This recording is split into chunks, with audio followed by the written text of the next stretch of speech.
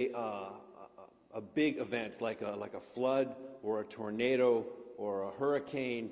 And if you're in the insurance industry, what do we call those things? Acts of God, right? Now, I don't know that the insurance industry is making a theological statement, really. I think they're trying to explain who should be paying for things. If a tornado spares your house and then the news agency shows up and says, look, we were right in the way of this tornado, and then it went around, what often will you hear? You'll hear people say something about, God spared us. And that's not a bad thing to say. It really isn't. I understand where it comes from. There's a great sense of relief, but we have to think theologically for a second. If that's true, then what do you say to the neighbor? What do you say to the others for whom the tornado came through and destroyed their property and, God forbid, even the very lives of their family members? Did God not spare them for some reason? And so we're right into, see what I'm saying? We're in the deep end of the swimming pool really quickly with something that happens. So we're going to go right to it. What is the problem here? What is theodicy? That is a great word. If you ever want to walk away and say, what did you learn about in church today? Well, I learned about theodicy. Theodicy is the theological term for this problem. Why do bad things happen to good people? Why do good things seem to happen to bad people sometimes? Is God just? Is God not paying attention? How do we understand the existence of suffering and evil? If people ever say, I can't believe in God because if there's a God, then how do you explain Auschwitz? How do you explain the killing fields of Cambodia? How do you explain fill in the blank, right? So, put this way, if God exists and God is either omnipotent, is powerful. God is omniscient, God knows everything. And if God is morally perfect, then if evil exists, either God doesn't exist or you have to drop one of the three. Either God doesn't know or doesn't care or is not powerful. But how do you hold all three of those? God is all-knowing, all-loving, and all-powerful, and then explain suffering and evil.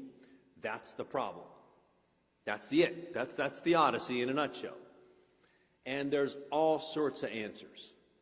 All sorts of answers in Scripture, all sorts of answers throughout history, people who've tried to wrestle with this question, oftentimes, frankly, with limited levels of success. Because this is what we think. Good things happen to good people. We may not want to say that out loud, but at some level, that's what we think. Right? If you live a good life, then good should come to you. But how do you explain then when someone who lives a great life, who seems to be morally upright, and then they find that they have pancreatic cancer or something like that? How do we wrestle with that? So what we do then is we try and figure out, well, in order to make that equation balance, they have to have done something that I don't know about. We other them, right? What is othering? Right? Othering is when we make somebody less than ourselves. Right? We think that they have to be somehow subhuman or maybe less of a righteous person. They're less one of God's favorites because of maybe some defect or imperfection. And so that's what we do. Othering is about objectifying. It's about dehumanizing. It's about making someone different, other, so that I can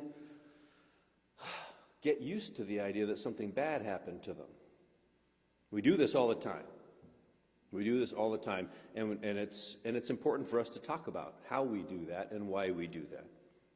What's happening in today's Scripture, right? So this is the Holy Land. There's Galilee, and all the way down at the bottom or middle there you see Jerusalem.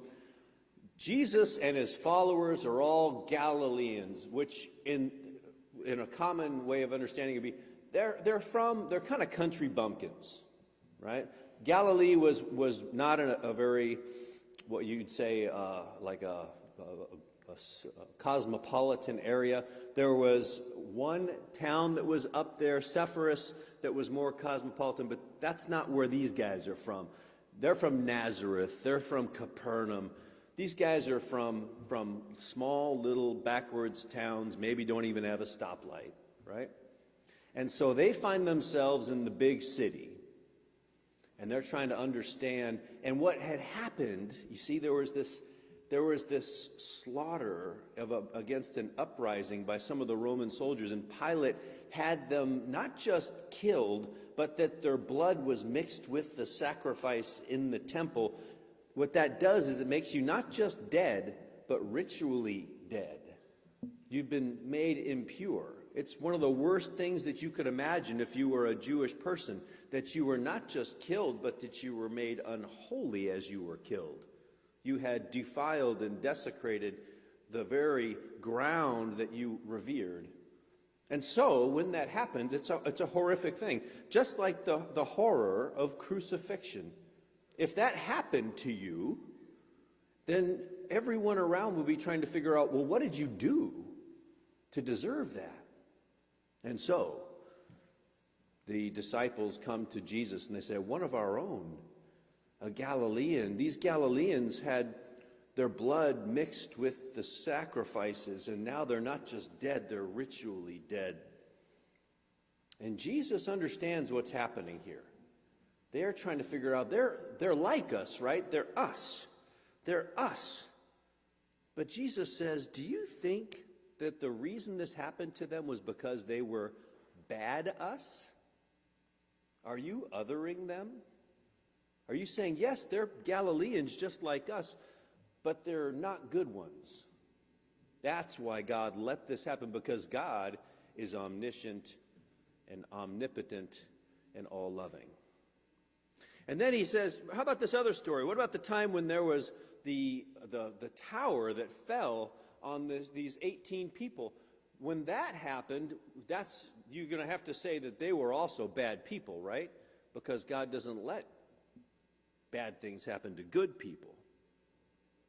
But he says, don't do that. Don't do that to your Galilean friends. Don't do that to those 18 people. Because if you do it, you're just going to suffer the same fate. Which means you get to that place, we're all going to die, but if you die and you're wondering if God is punishing you by your illness, by your death, then you're going to suffer a worse and deeper way than other people do. Shifting gears. We're going to move, since we're talking about our brothers and sisters in Asia, we're going to talk about the first noble truth of Buddhism, which is dukkha. That is, that there is suffering. The first noble truth of Buddhism is that life is suffering, meaning that life contains suffering, that there's suffering in different chapters of our lives, and we should just accept that that is part of being alive. That's, when we imagine that life isn't suffering, we are telling ourselves an illusion, a story. So when it comes to us, we can understand that this is my suffering. When suffering comes, the proper question is, what can I learn in this suffering? What message might this suffering have to teach me? That is a way to go towards enlightenment. The other question we ask is, why is this happening to me and not him? That is what they call the second arrow suffering. The first arrow is the thing that happens to you. You just found out that you're going to need bypass surgery. That's a suffering. The second arrow would be, why do I have to get bypass surgery when the person down the street eats way worse than I do, and I walk 3 miles a day, and yet they don't have to have bypass surgery? God, are you paying any attention to the scorecard? That's second arrow suffering, right? First arrow suffering, your beloved falls in love with somebody else. That's hard.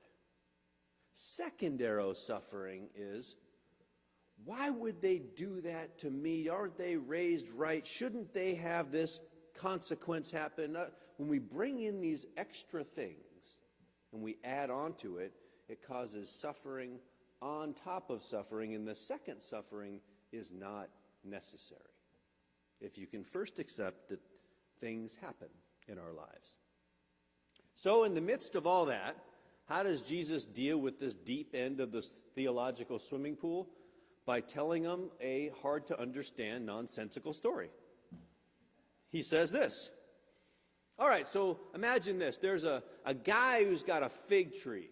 And for 3 years he goes and keeps checking, and there's no fruit, no fruit, no fruit, no fruit. Why am I wasting good soil on it? Cut it down. But the gardener comes in and says, why don't we take another year? I'm going to dig around. I'm going to put some manure on it. And then we'll see what happens next year. You want to cut it down next year, we'll talk about that then. But for now, we're going to employ manure and patience. Do you see where Jesus is going with this? What if this was how God fixes your life? What if some of the things that we see as bad are actually manure? What if God is patient and is digging around in your life and employing manure so that you can have a season of growth? What if the difficult stuff is actually manure for growth? See what Jesus did there? He said, maybe we can take some time to look at this tragedy with the tower, or this tragedy of the Galileans who were slaughtered, and to start to begin to think together about the fact that there is evil in the world and that we're going to do something about it. We're going to employ ourselves in love rather than in judgment. All right? Because we always want to go to judgment. One of my favorite guys is this guy, Father Richard Rohr, and his point is that suffering in our lives and in the world is one of the only things that can be ego destabilizing enough for us to actually grow. In fact, he says there's only two things that really help us grow spiritually. That's great love or great suffering. And if you ever have great love, you will have great suffering. They go together. And when that happens, when you have that suffering, it means to pull you out of the control panel of your life so that you can see maybe another way to be and let that control go back to God.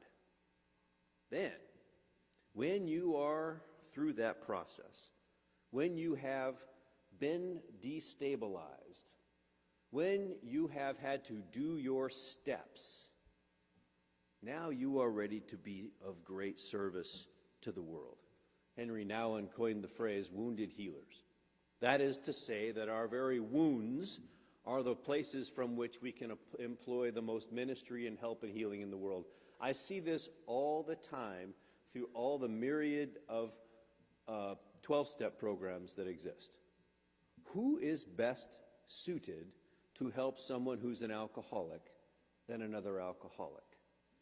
Who is best able to deal with someone who's dealing with food addictions or money addictions or sex addictions than another person who's dealing with those same addictions?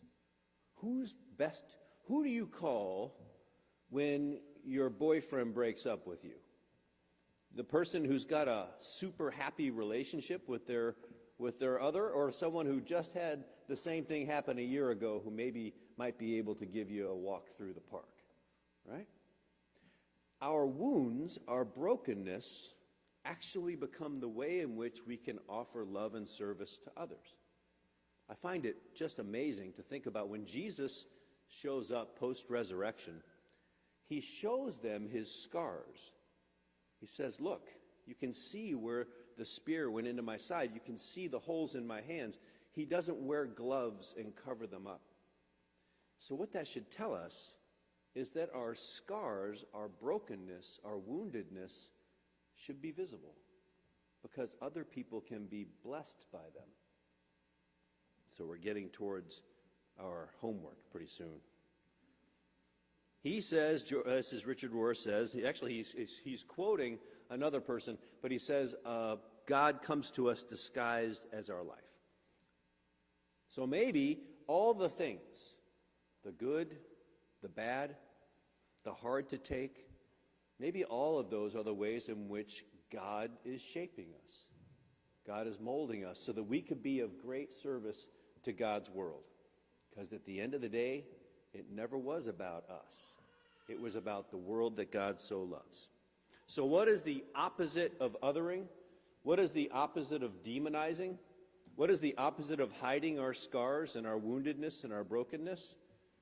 The answer is sharing and open vulnerability. And so here comes your homework.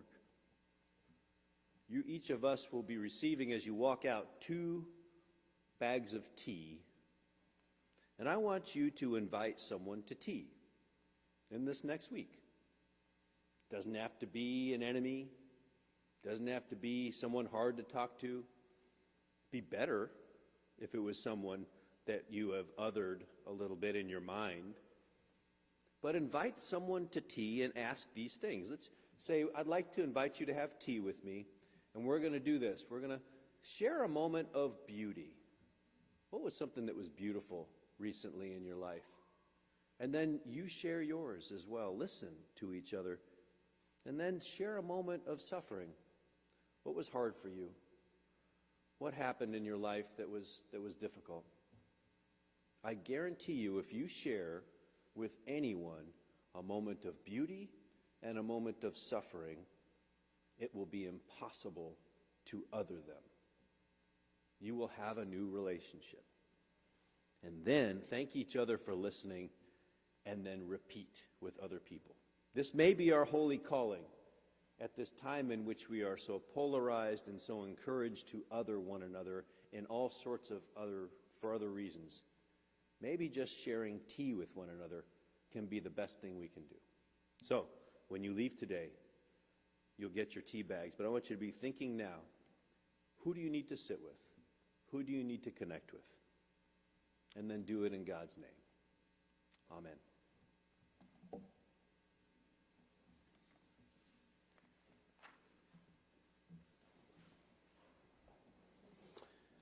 I'd like you to stand as you're able as we sing our song of response, Come to Me, All Pilgrims.